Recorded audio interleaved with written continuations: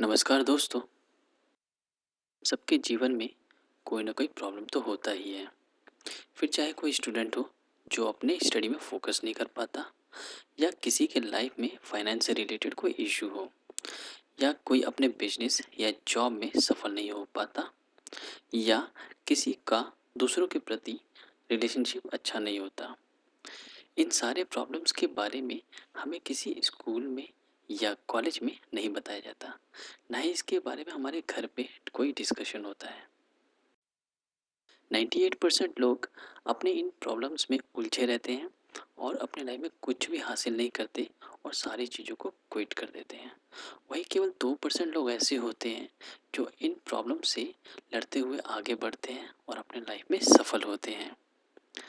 जब हम इन सारे सक्सेसफुल लोगों के बारे में पढ़ते हैं तो इन सब में एक कॉमन आदत दिखता है, जो कि बुक रीडिंग का है, जिसके कारण ये बाकी लोगों से कुछ अलग सोच पाते हैं और अपने लाइफ में सफल होते हैं।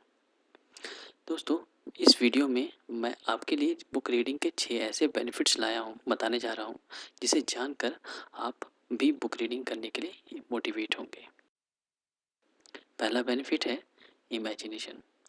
जब भी हम कोई बुक पढ़ते हैं तो उसमें जगह के बारे में, लोगों के बारे में या चीज़ों के बारे में कुछ इस तरह से डिस्क्राइब किया जाता है कि हम उन सब चीज़ों को अपने मन में इमेजिन करने लग जाते हैं।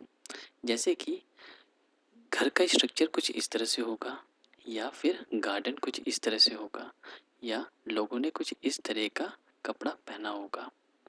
इन सारी चीज़ों से हमारे इमेजिनेशन करने की क्षमता बढ़ जाती है। एल्बर्ट आइंस्टीन ने भी कहा है कि imagination is more important then knowledge. दूसरा बेनिफिट है प्रॉब्लम सॉल्विंग का। जितने भी प्रॉब्लम्स हैं उन सब पे बहुत सारी किताबें लिखी गई हैं। उन सारी किताबों को हम पढ़ के आराम से अपने प्रॉब्लम को सॉल्व कर सकते हैं। जैसे कि अगर आप फाइनेंशियल डिसीजन लेने में सक्षम नहीं हैं तो उससे रिलेटेड बुक रॉबर्ट कियोसाकी की रिच डैड पुअर डैड को पढ़ सकते हैं और अपने प्रॉब्लम को सॉल्व कर सकते हैं। या फिर अगर आपको पीपल हैंडलिंग या रिलेशनशिप में कोई इशू हो रहा है तो उससे संबंधित बुक डेल कार्नेगी की how to win friends and influence people को पढ़ के अपने रिलेशनशिप को सुधार सकते हैं। ऐसे ही अपने प्रॉब्लम से रिलेटेड दूसरी किताबों को पढ़ के अपने सारे प्रॉब्लम्स को सॉल्व कर सकते हैं और अपने लाइफ में सफल हो सकते हैं। तीसरा बेनिफिट है वोकेबलरी एंड नॉलेज एनहांसमेंट।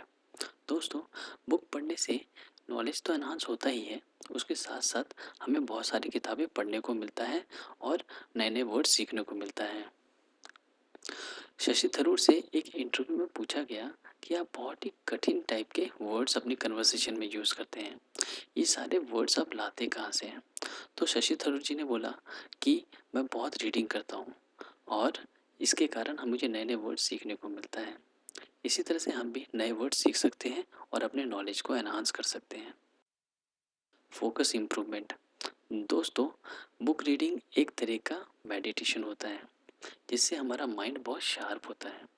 जितना ज़्यादा हम मेडिटेशन या बुक रीडिंग करते हैं उतना ही ज़्यादा हमारा फोकस पावर इंक्रीज होता है, जिसके कारण हमें कोई भी डिस्ट्रैक्ट नहीं कर सकता। उसके बाद हम अपने पढ़ाई में इजीली फोकस कर पाते हैं या अपने काम या बिजनेस में कंसंट्रेट करके अच्छे से काम कर पाते हैं। Know about great and famous people. दोस्तों, जितने भी फेमस लोग हैं या जो लोग हमारे बीच में अभी नहीं हैं, जैसे कि विवेकानंद जी, अब्दुल कलाम जी या महात्मा गांधी जी, इनके थॉट्स, प्रिंसिपल या सक्सेस सीक्रेट को जानने के लिए इनसे फेस टू फेस मिलना तो पॉसिबल नहीं है, लेकिन इन पे लिखी हुई किताबें या बायोग्राफी को पढ़कर उनके लाइफ के बारे में हम जान सकते हैं और सक्सेस सीक्रेट को हम अपने लाइफ में अप्लाई करके सक्सेस पा सकते हैं। छठा बेनिफिट है ट्रांसफॉर्मेशन का।